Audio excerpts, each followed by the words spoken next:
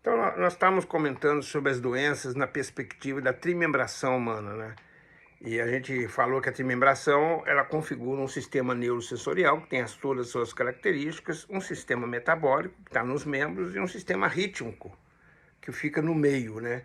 Então, assim, quando você tem excesso das atividades metabólicas, você tem inflamação.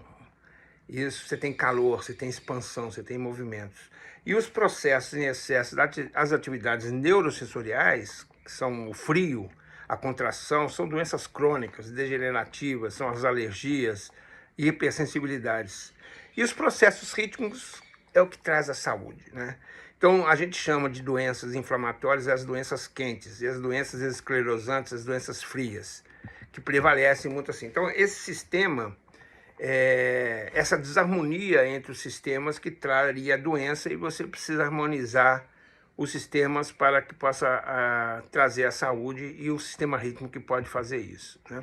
Na dimensão da quadrimembração, as doenças físicas, está ligado ao reino mineral, são os traumatismos, fratura, artrose, né? As doenças etéricas do vegetal têm a ver com câncer, com o mioma, tem a ver a gente sabe que o câncer é uma hiperatividade celular, né, desorganizada, né? Então é como se você tivesse muita energia celular.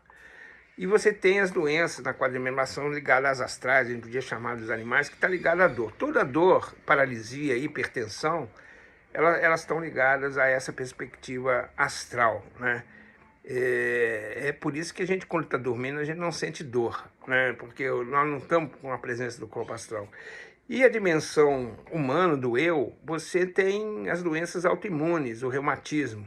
E aqui é muito bacana chamar a atenção que a medicina antroposófica, ela tem uma contribuição muito particular nessas doenças, nessas alergias, no sistema autoimune, porque ela trabalha com essa dimensão mais espiritual do eu, né? É muito interessante também que as doenças não físicas, as doenças anímicas, psíquicas, elas têm a ver com as doenças da alma. Tem a ver com as doenças da alma da sensação, da alma do intelecto e da alma da consciência. Então nós estamos falando de neurose, medo, vícios, dependência de drogas, histerias, epilepsia, esquizofrenia, depressão e manias. Aqui também vale a pena chamar a atenção a inúmeras contribuições de terapias importantes que possam realmente lidar com as doenças anímicas, né? Você não tem que só lidar com isso com remédios nesse sentido, você tem terapias fundamentais que possam estar contribuindo com a saúde humana. E as doenças mentais, né? O que tem a ver com as doenças mentais? Elas são relacionadas, na perspectiva antroposófica, para além da vida entre o nascimento e a morte. Está ligado ao karma individual e coletivo, vidas sucessivas, a reencarnação, decisões espirituais do eu que ele toma no processo de caminhada humana, né? Essa relação sempre relacionada com o mundo físico e anímico. E a superação das classificações tradicionais, né? Quer dizer, a gente não tem que considerar que a doença mental é algo que faz o ser humano ser inferior, e não é um defeito espiritual, né? A gente tem que superar essa ideia do defeito mental primário, né? Como se fosse um desajuste, né? Sem relação com o ambiente, centrado só no indivíduo. É muito mais complexo, né? Então, o ser humano não é só um ser individual, ele é um ser coletivo, e ele trabalha com toda a perspectiva daquele contexto e de toda a caminhada da humanidade.